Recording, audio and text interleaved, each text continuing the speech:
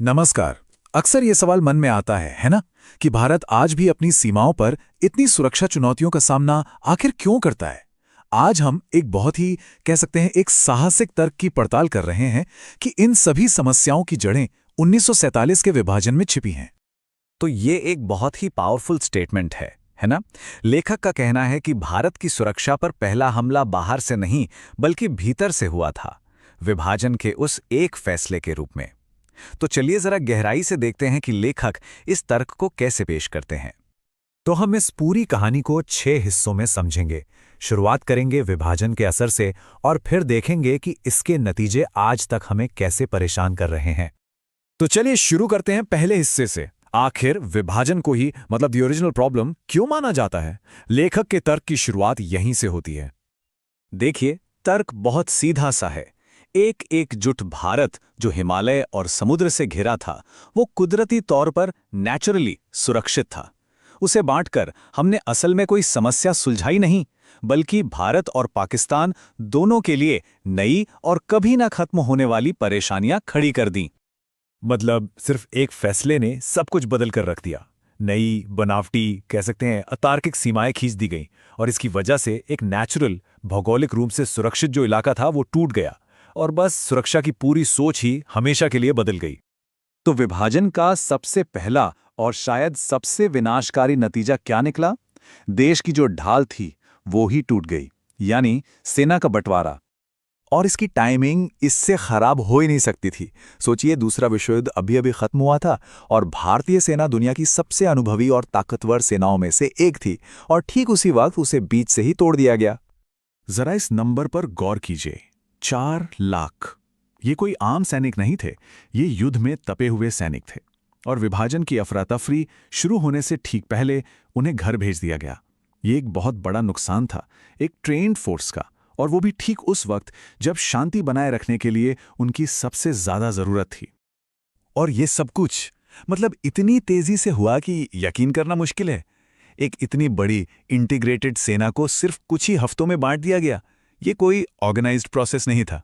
नहीं, ये तो एक तरह का केओटिक ब्रेकडाउन था जो दंगों और हिंसा के बीचों बीच हो रहा था। लेखक के शब्दों में कहें तो ये एक अपूरणीय क्षति थी, एक ऐसा नुकसान जिसकी भरपाई नहीं हो सकती। 200 सालों में बनी एक महान संस्था को पल भर में गिरा दिया गया, और इसका जो असर हुआ वो आज भी महसूस होता है। अच्छा, एक तरफ तो थी टूटी हुई सेना, ये तो एक समस्या थी ही, पर दूसरी बड़ी समस्या क्या थी? वो थी एक ऐसी नई लीडरशिप जिससे स्ट्रेटेजिक सिक्योरिटी मामलों का कोई खास तजुर्बा नहीं था। आज़ाद भारत को तो आते ही संकटों का सामना करना पड़ा। एक तरफ विभाजन के दंगे, दूसरी तरफ रियासतों के विलय की समस्या।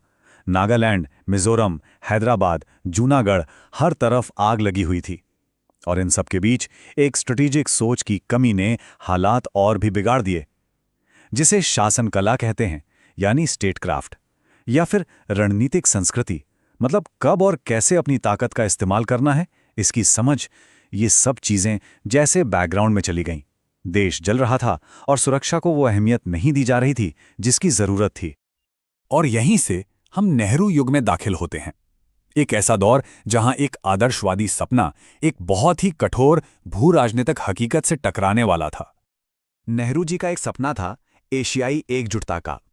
वो एक ऐसे एशिया की कल्पना करते थे जहां सारे देश शांति से एक साथ मिलकर आगे बढ़ें। ये एक बहुत ही खूबसूरत विचार था, लेकिन शायद जमीनी हकीकत से कोसों दूर। इस खूबसूरत सपने के ठीक सामने एक कड़वी सच्चाई खड़ी थी, और वो थी चीन के साथ हमारी अनसुलझी सीमा। और ये टकराव आखिर में 1962 में एक विनाशकारी युद्ध के रूप में सामने आया, जिसने उस आदर्शवाद को, उस सपने को एक तरह से चकनाचूर कर दिया। पर रुकिए, ये कहानी सिर्फ भारत की नहीं है। जो कुछ यहाँ हो रहा था उसे पूरी तरह समझने के लिए हमें थोड़ा जूम आउट करके पूरी दुनिया को देखना होगा।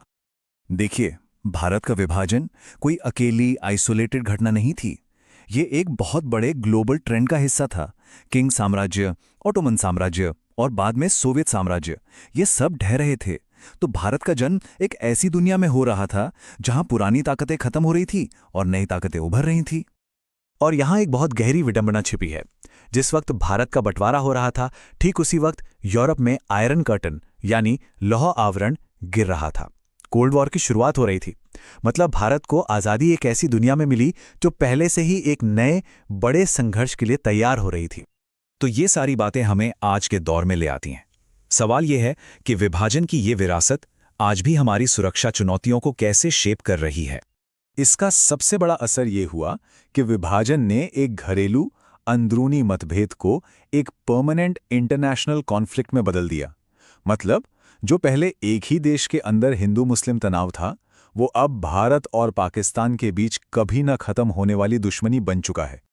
और इस पर यह कोट विभाजन की पूरी कहानी का दर्द बयां करता है कि इसके नतीजे इतने भयानक रहे हैं कि इंसान सोचने पर मजबूर हो जाता है कि शायद इसके अलावा कुछ भी होता तो बेहतर होता।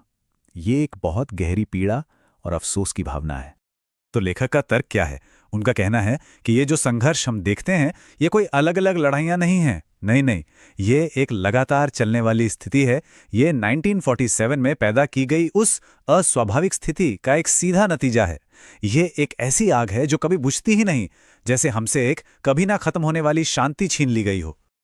और आखिर में हम इसी एक सवाल के साथ रह जाते हैं, तो क्या इसका कोई समाधान नहीं है? क्या ये संघर्ष ऐसे ही चलता रहेगा? क्या इस ऐतिहासिक घाव को भरने का कोई रास्ता है भी या नहीं? देखिए, सोच का तर्क तो यही कहता है कि जब तक हम इसकी जड़ों को, यानी 1947 के उस एक फैसले को ठीक से नहीं समझते, तब तक हम शायद कभी भी एक स्थायी शांति की उम्मीद नहीं कर सकते।